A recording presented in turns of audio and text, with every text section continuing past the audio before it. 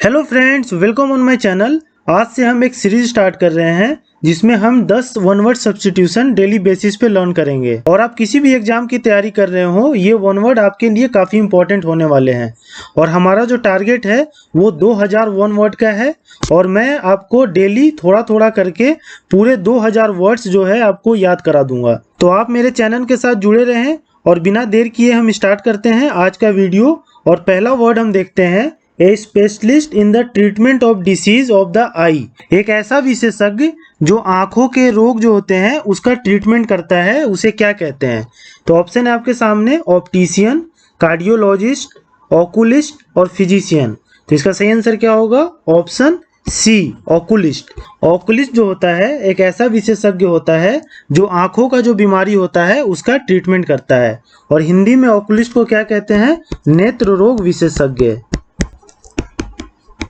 Question number second देखते हैं हम, ए क्योर ऑफ ऑल डिसीज, सभी रोगों का जो इलाज है वो उसे क्या कहते हैं? तो ऑप्शन है आपके सामने, रिमेडी, पैनासिया, रिलीफ और पैलिएटिव। तो इसका सही आंसर क्या होगा? Option B, Panacea. पैनासिया जो है वो सभी रोगों का इलाज जो है इसे कहते हैं, मतलब कि इसका हिंदी होता है रामबाण।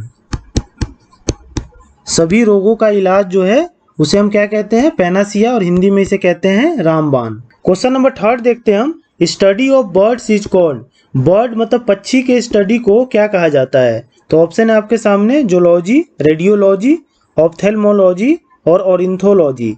तो इसका सही आंसर क्या होगा? Option D, ornithology. और ऑरिंथोलॉजी को हिंदी में क्या कहते हैं? पक्षी विज्ञान।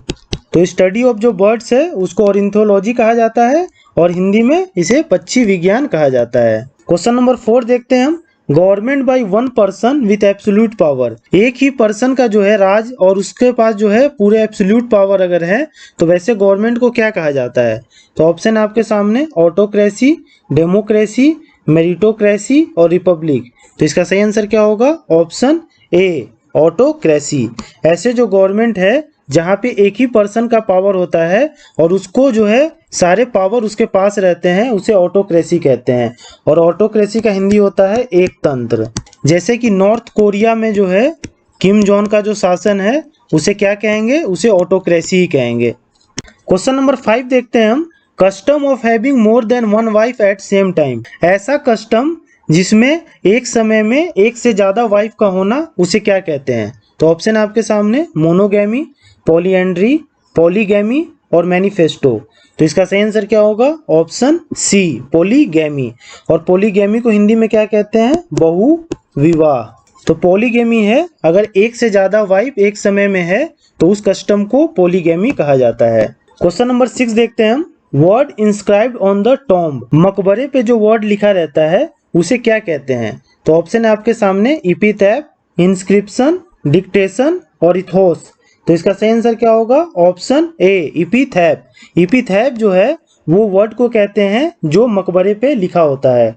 और हिंदी क्या है इपिथैप का? समाधि लेख। समाधि पे जो लेख लिखा होता है उसको इपिथैप कहते हैं। क्वेश्चन नंबर 7 देखते हैं हम, of a very short duration और पीरियड, बहुत ही थोड़े समय के लिए या बहुत ही छोटे ड्यूरेशन के लिए जो चीज़ें होती है उसे क्या कहा जाता है? तो ऑप्शन है आपके सामने, ट्रांसिएंट, एडहॉक, फास्टेन और ट्रांसिशनल। तो इसका सही आंसर क्या होगा? Option A, transient. जो बहुत ही छोटे समय के लिए कुछ चीज़ें होती है या कुछ पीरियड के लिए होती है उसे ट्रांसिएंट कहा जाता है। और हिंदी में जो इसे है क्षणिक कहा जाता है और अस्थायी भी कहा जाता है।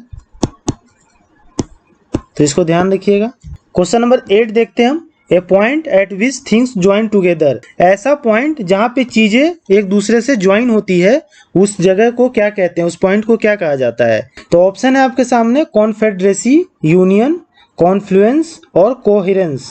तो इसका सही आंसर क्या होगा? ऑप्शन सी, कॉन्फ्लुएंस। कॉन्फ्लुएंस जो है वो उस पॉइंट को कहा जाता है जहाँ पे बहुत सारी चीजें ज्वाइन होती हैं। और इसे हिंदी में क्या कहा जाता है? संगम। आपने सुना होगा नदियों का संगम।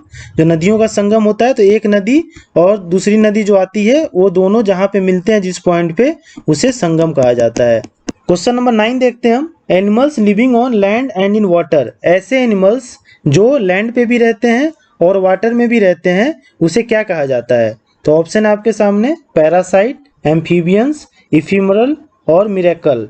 तो इसका सही आंसर क्या होगा? Option B amphibians. ऐसे एनिमल्स जो लैंड और वाटर पे रहते हैं उसे एम्फीबियंस कहा जाता है और हिंदी में इसे क्या कहा जाता है? उभयचर। क्वेश्चन नंबर 10 देखते हैं हम। आर्ट ऑफ पोट्री, जो पोट्री का आर्ट है उसे क्या कहते हैं? मतलब जो मिट्टी बनाने के बर्तन का आर्ट है उसे क्या कहा जाता है? तो ऑप्शन है आपके सामने कैलीग्राफी, कार्टोग्राफी, पोर्नोग्राफी और सेरामिक्स। तो इसका सही आंसर क्या होगा? Option D ceramics. सेरामिक्स जो है वो आर्ट ऑफ पोट्री को कहते हैं और सेरामिक्स का हिंदी क्या होता है? मिट्टी के बर्तन। तो होप आपको ये 10 वर्ड याद हो गए होंगे और आपको अगर याद नहीं हुए हैं तो ये वीडियो को 1 से 2 बार देखिए और ये जो वर्ड्स है इसका बार बार रिवीजन कीजिए और डेली यूज में इस वर्ड्स को लाने की प्रैक्टिस भी कीजिए। तब आपको जो है ये परमानेंट ये वर्ड्स याद हो जाएंगे। और अगर आपको ये वीडियो अच्छा लगा तो please like, share and subscribe to my channel. Thank you.